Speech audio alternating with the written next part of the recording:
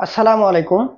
পরবর্তী অঙ্ক x square plus k x minus six k সমান জিরো এবং x square minus two x minus k সমান zero সমীকরণ দুটি একটি মাত্র সাধারণ মূল থাকলে কে এর মানগুলি নির্ণয় করো। তো অঙ্কটা ভেরি ভেরি ইম্পর্টেন্ট।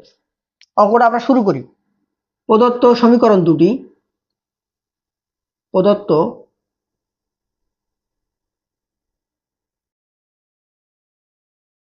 সমীকরণ দুটি x square plus k x minus six k সমান জিরো, এটাকে দিলাম 1 নম্বর সমীকরণ, এবং x square minus two x minus k সমান জিরো, এটাকে দিলাম 2 নম্বর সমীকরণ। তাহলে এই সমীকরণ দুটির একটি মাত্র সাধারণ মূল আছে। ধরি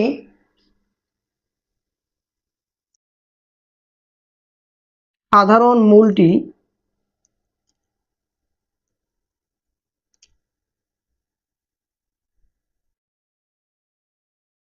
আলফা। তাহলে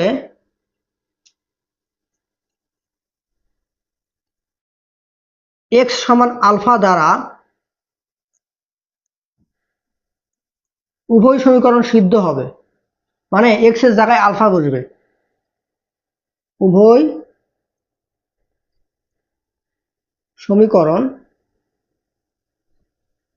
সিদ্ধ হবে।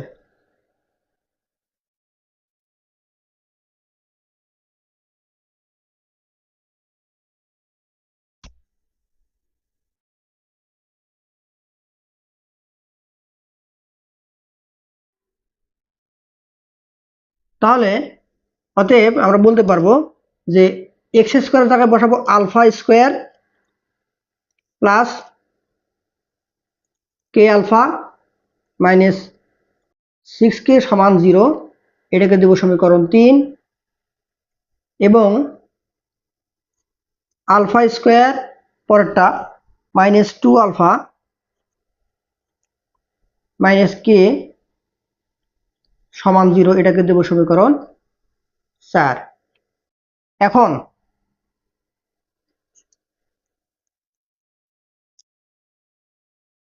তিন বিয়োগ 4 হতে পাই আমরা 3 নম্বর সমীকরণ থেকে 4 নম্বর সমীকরণ বিয়োগ করে দেব। তাহলে alpha square plus k alpha minus six k minus alpha square plus minus দিয়ে গুণ দিলে টু আলফা প্লাস হবে, আর এটা প্লাস হবে প্লাস কে সমান জিরো। আমরা এখান থেকে আলফার মানটা বের করার চেষ্টা করি, বা তাহলে এখানে কোনো কিছু কাটাকাটি যায় যায় আলফা স্কোয়ার কাটা, এই যে মাইনাস সিক্স কে আর এই যে কে, তাহলে মাইনাস ফাইভ কে ওই পাশে পার করে দিলে হবে প্লাস ফাইভ কে।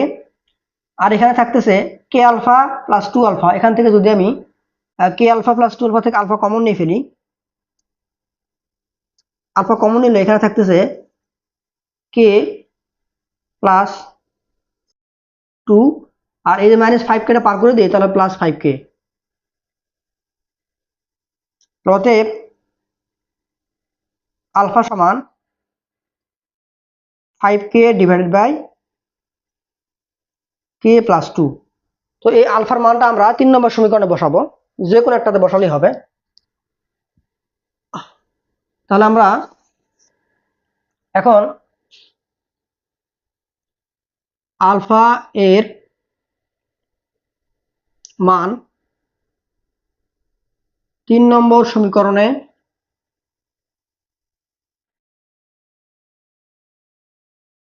বসিয়ে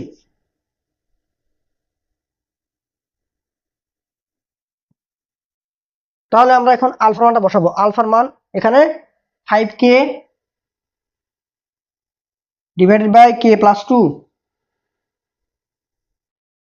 তার উপর square alpha square plus k into alpha five k divided by k plus 2 minus 6k minus 6k সমান 0, বা 25k স্কোয়ার, 5 এর স্কোয়ার করলে হবে 25k স্কোয়ার হিসাবে এখানে k প্লাস 2, আর এখানে কি হবে 5k স্কোয়ার হবে, উপরে k গুণ দিতে হবে, এটা স্কোয়ার হবে যেহেতু এখানে স্কোয়ার আছে, তাহলে এটা স্কোয়ার হবে, তাহলে 5k square divided by k plus 2 minus 6k সমান 0। আমরা এখন লসাগু করব, তো লসাগু কত হবে, k প্লাস 2 হোল স্কোয়ার,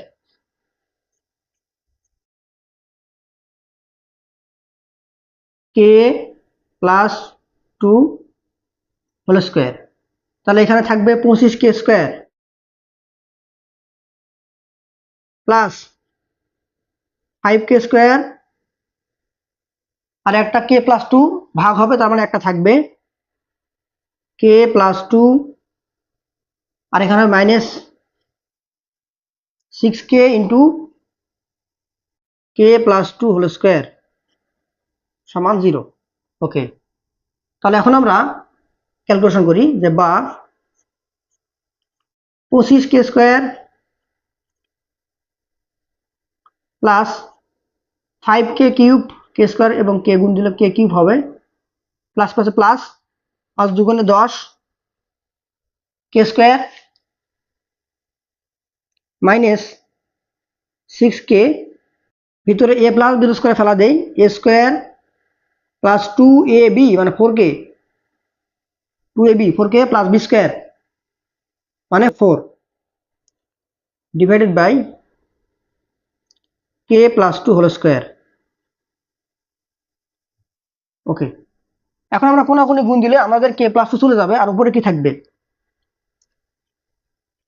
উপরে থাকবে 25k square plus 5k cube plus 10k square plus minus 6k cube plus minus 624 k square plus minus 24k সমান 0, আর k প্লাস 2 স্কোয়ার এবং 0 গুণ হয়ে গেল। বা এখন 25k স্কোয়ার, আচ্ছা আমরা k কিউব গুলো হিসাব করি, এখানে 5k কিউব আর 6k কিউব, একটা বাদ দিলে মাইনাস k কিউবটা হবে বড়, মাইনাস k কিউব, মাইনাসটা বড় হবে, 6 যেহেতু বড় তাহলে এখানে মাইনাস বসবে। ওকে, আর k স্কোয়ারের মধ্যে কি আছে, 25k স্কোয়ার 10k স্কোয়ার, 25 আর 10 35, 35 থেকে 24 বাদ দিতে হবে, তাহলে 6 30 আর ওদিকে 5 11, যেহেতু 35 বড় তাহলে হবে 11k square plus 11k square, আর বাকি থাকলো আমাদের সংখ্যা, সংখ্যা তো নাই এখানে, কত আছে 24 আছে, 24 সঙ্গে আর কে আছে, আর নাই, মাইনাস 24k সমান 0। ওকে, তাহলে যেহেতু এটা ত্রিঘাত মানে ঘাত তিনটা, তার মানে কে এর মান কটা আসবে, তিনটে আসবে, ত্রিপদী মানে ত্রিঘাত বহুপদী। তাহলে এখানে আমি যদি মাইনাস দিয়ে গুণ দিই, তাহলে হবে k cube minus 11k square plus 24k সমান 0, মাইনাস দিয়ে গুণ দিলাম এবং k কমন নেব এখন, বা k কমন নিলে এটা হবে k স্কোয়ার মাইনাস 11k, আর এখানে হবে প্লাস 24 সমান 0। এখন আমরা এটাকে মিডল টার্ম করব,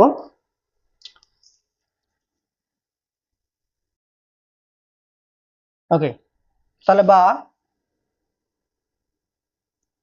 কে এখানে থাক, ভিতরে 3 8 24, তাহলে 8 3 11, k square minus 8k minus 3k plus 24 সমান 0, বা কে আমি এখন এখান থেকে কে কমন নিব, কে কমন নিলে এটা হবে k মাইনাস 8 -3 কমন নিলে এটা হবে কে -8, 3 8 24। তাহলে বা এখানে থাকতেছে কে ইন্টু কে -8 ইন্টু কে -3 সমান 0। সুতরাং এখান থেকে আমরা কে এর মান পাবো কে সমান 0, আর কে -8 সমান 0 হলে ওটা কত হবে 8, আর আমাদের শেষে কি থাকবে 3। তাহলে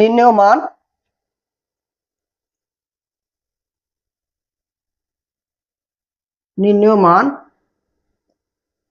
কে সমান 0, 8 এবং 3। তাহলে আমরা কে এর মানটা নির্ণয় করলাম। তো অঙ্কটার ক্যালকুলেশনটা একটু বড় ছিল, তবে অঙ্কটা পরীক্ষার জন্য খুবই গুরুত্বপূর্ণ। ধন্যবাদ সবাইকে।